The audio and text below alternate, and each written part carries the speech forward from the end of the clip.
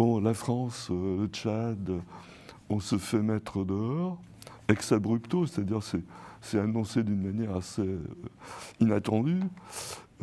Là-dessus, le président sénégalais enchaîne. Nous aussi, on ne veut plus des Français.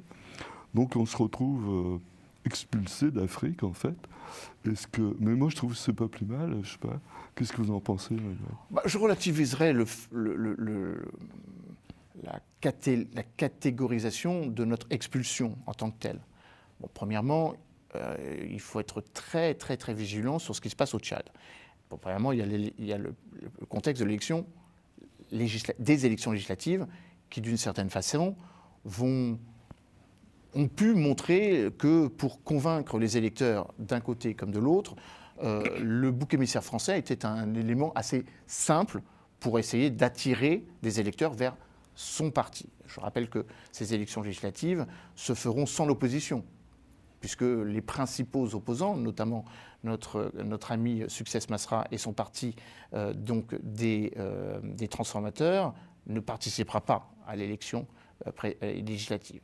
Donc il y a peut-être un peu de surenchère politicienne. Deuxièmement, quand on regarde bien le communiqué, il est question non pas du départ des troupes françaises, mais de la remise en cause de l'accord de défense qui avait été d'abord signé en 1976, puis qui avait été remodifié ou actualisé en 2019 sur la présence des militaires françaises dans les bases et leur mission.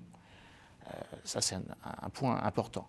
D'ailleurs, la France, comme vous le savez, à travers la mission confiée à l'ancien ministre, ancien sénateur Jean-Marie Bockel, envoyé personnel du président de la République, avait négocié le départ des troupes françaises avec les autorités tchadiennes, comme avec les autorités gabonaises, comme avec les autorités ivoiriennes, peut-être moins les autorités sénégalaises, je vous l'accorde. Là aussi, un accord de défense réévalué en 2016 a été dénoncé ou potentiellement pouvant être dénoncé par le président Bassirou Diomaye Faye.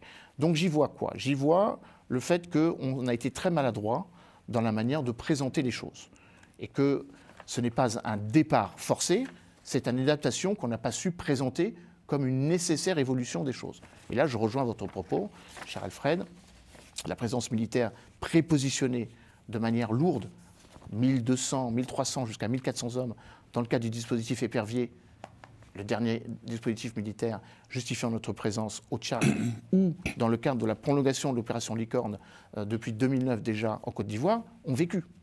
Il faut avoir plus de souplesse et plus d'agilité. On pourrait mettre de côté le Sénégal, les éléments français au Sénégal et le Gabon, où la présence peut être diminuée d'un tiers, ce qui était prévu. On passe de 350 à une centaine. Maintenant, ça n'enlève pas l'idée, et ça ne m'enlève pas surtout l'idée, qu'il faille trouver autrement, des coopérations autrement bénéfiques ou mutuellement bénéfiques.